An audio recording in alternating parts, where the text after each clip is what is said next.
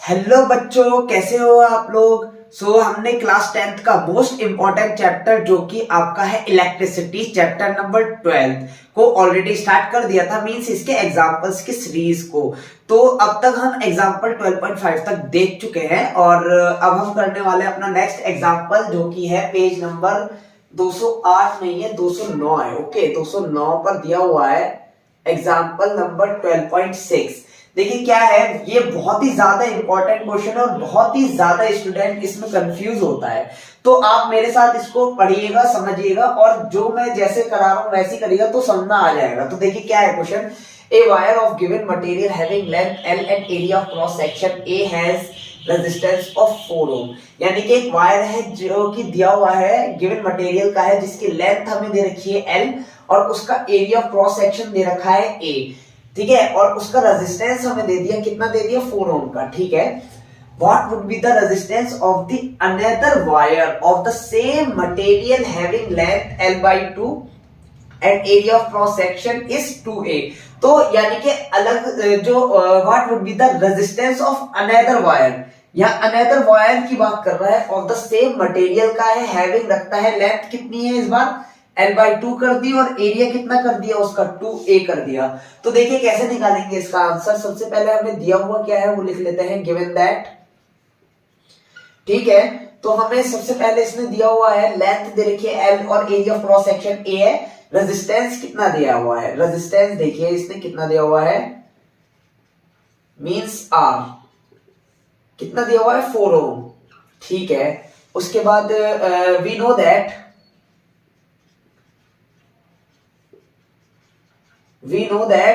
R is what, rho L upon A, जो कि कितना दिया हुआ है हमें, 4 ओम का दिया हुआ है।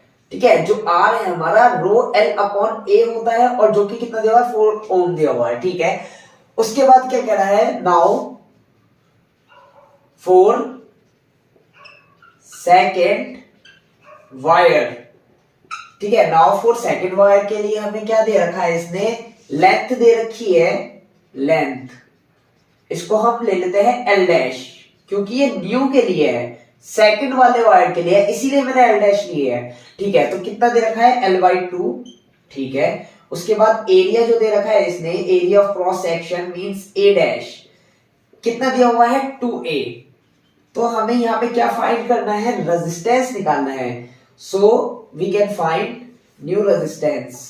ठीक है, तो हमें क्या निकालना है, रेजिस्टेंस निकालना है न्यू वाले का। रेजिस्टेंस आर डैश कितना होगा, आर डैश कितना होगा। तो अब क्या करेंगे हम लोग, देखिए तो आर डैश इज व्हाट, रो तो हमारा रेजिस्टिविटी तो ऐसी ही रहेगी, इस पे कोई इफेक्ट नहीं पड़ेगा। ठीक है, तो यहाँ पे देखिए एल डैश अपॉन ए डैश, क्या करेंगे, एल डैश अपॉन ए डैश और पुट कर देंगे वैल्यूज ऑफ एल डैश और ए डैश की। तो रो एल डैश के क्या हो जाएगा हमारा, देखिए मल्टीप्लाई कर देंगे इसको एल अपॉन 2 और ए डैश कितना दिया हुआ है, इनटू में कर देंगे 2a। तो यहां से हमारा क्या निकल करके आ जाएगा, देखिए रो एल अपॉन 4a कितना हो जाएगा, एल अपॉन 4a। तो देखिए अब यहाँ पे इसको आगे प्रोसीड करते हैं इसे ही। तो आर डैश बराबर, देखिए आर डैश क्या हो जाएगा, रो एल अपॉन, देखिए 1 अपॉन 4a, 4 को तो मैं बाहर ले सकता हूँ। ठीक है, ये लिख सकता हूं मैं। तो यहां से क्या बचेगा हमारे पास, रो एल अपॉन a।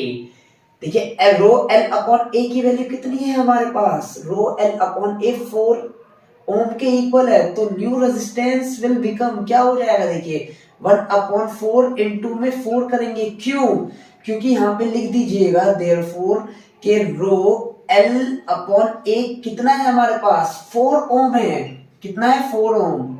ये चीज लिख दीजिएगा, मेंशन कर दीजिएगा। तो आर डैश हमारे पास कितना निकल करके आ जाएगा, 1 ohm. And this is our required answer, और ये हमारा इसका आंसर हो जाएगा। तो होपफुली आपको ये क्वेश्चन समझ में आ गया होगा। तो इस क्वेश्चन में बहुत सारे बच्चे कंफ्यूज हो जाते हैं, तो प्लीज आप कंफ्यूज मत होइएगा, इसको ऐसे ही स्टेप बाय स्टेप करिएगा तो आपको समझ में आ जाएगा। अब मिलते हैं आपसे नेक्स्ट वीडियो में नेक्स्ट क्वेश्चन के साथ, जब तक के लिए थैंक यू सो मच।